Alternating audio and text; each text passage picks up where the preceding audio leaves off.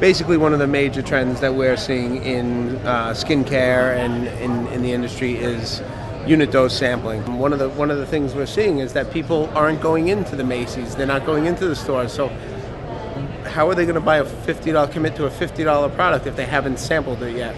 So what they do is they go back to something that they know, something that's safe.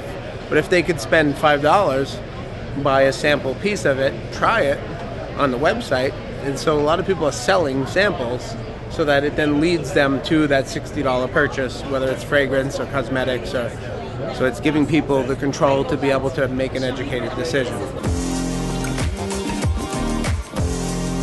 Hi, I'm Robert Sherwood, Vice President of Security at Veritrack. We're introducing a new technology called nanomarker. Nanomarker is a micron-sized disc that can contain images, logos, trademarks. It can be incorporated directly into label stock, tapes, or printed onto products, or in some cases directly integrated right into the product. So it gives you an anti-counterfeit and identification marker at a nanoparticle size to identify your products.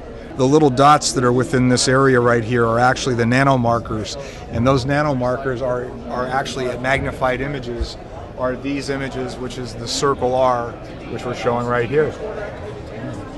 You just need magnification in order to see them.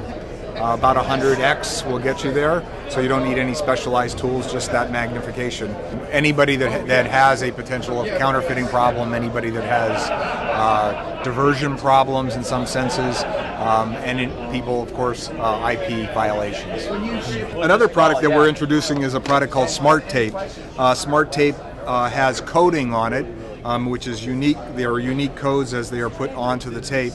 In this case, this is just an example roll. They're very close together, but the idea is that as you're taping your boxes, you can actually put tracking information and link to other information.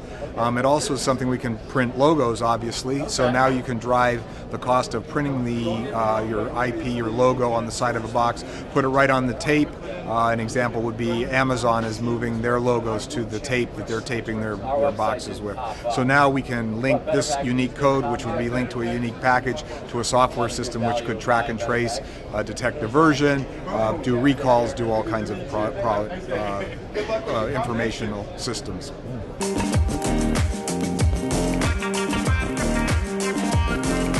What's interesting is that initially these things were developed in paper, and because of cost, they've now transcended into coatings.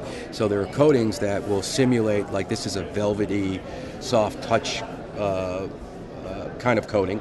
And in this case here, where we have a high build or a reticulated coating, you can see it's almost a dimensional field. You know, even looking at quantifying from a cost standpoint, there was a company years ago that came up with that soft touch paper.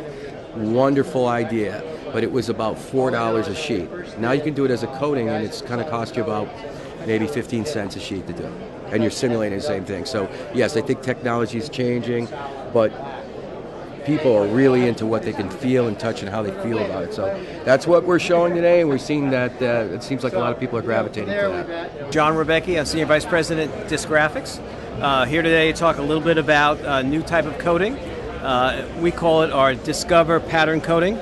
As you move around it, you'll notice that the light hits and refracts at different angles, giving the illusion of motion. And we do this with an inline process where we actually print the coating down with a plate.